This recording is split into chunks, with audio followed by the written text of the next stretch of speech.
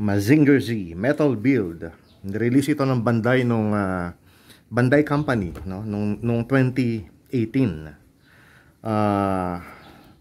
Medyo malaki yung box, ano. So para makita nyo, papasadahan ko, no. Ayan siya.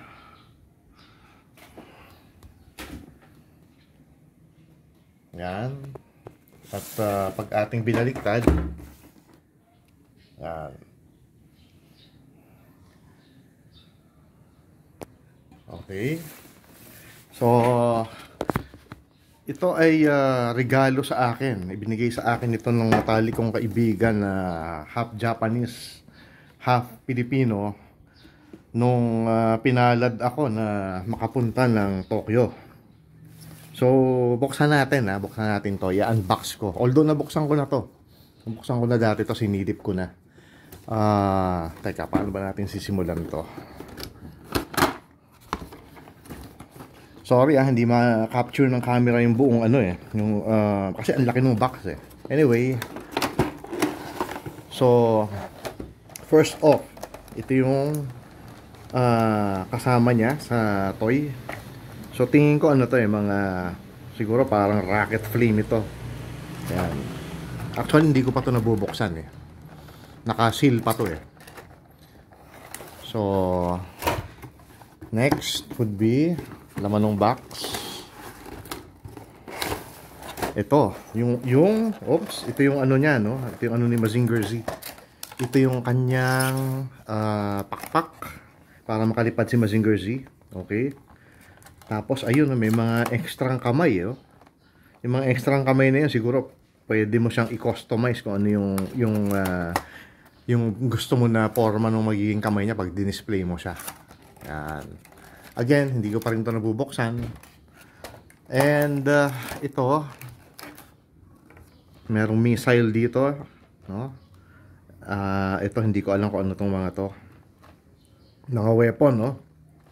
Axe, okay. And what else? Wait. Meron siyang brochure or manual. Yan.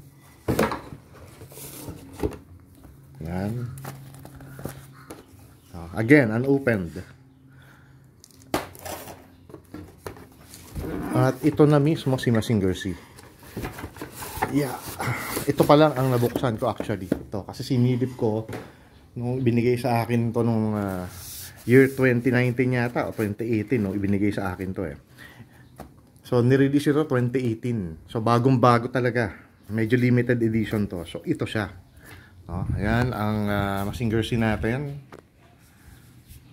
May kasama siyang ito yung pilder o pilder, yung kung saan nakasakay si Koji Kabuto. Okay. Ngayon i-ano natin, papakita ko sa inyo si Mazinger Z para ma-appreciate nyo.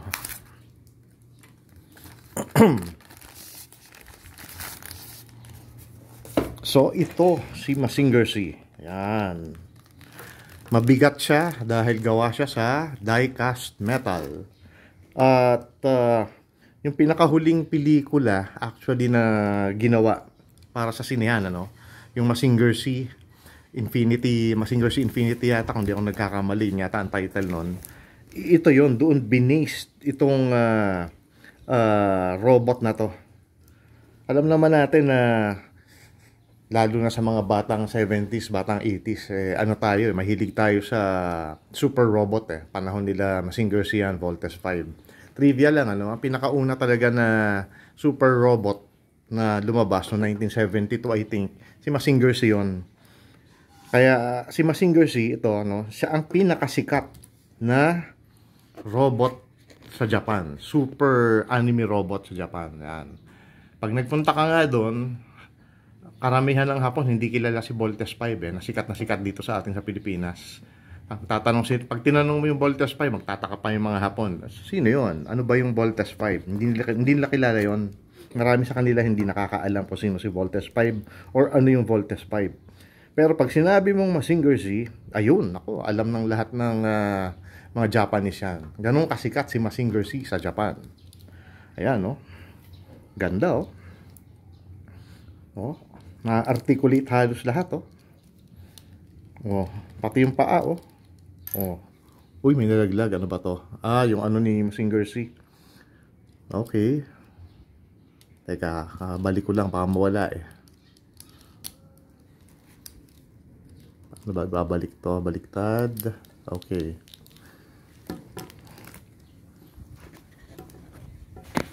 So, ayan. Para makita nyo mabuti. Ganda, oh. Ayan, oh. So, yun lang, ano, pinakita ko lang sa inyo. Hindi, kasi itong mga ganito, hindi mo naman lalaruin actually ito eh. Yung mga ito, i-display mo to eh. Collector's item, kumbaga. So, bye. Bye. Bye-bye.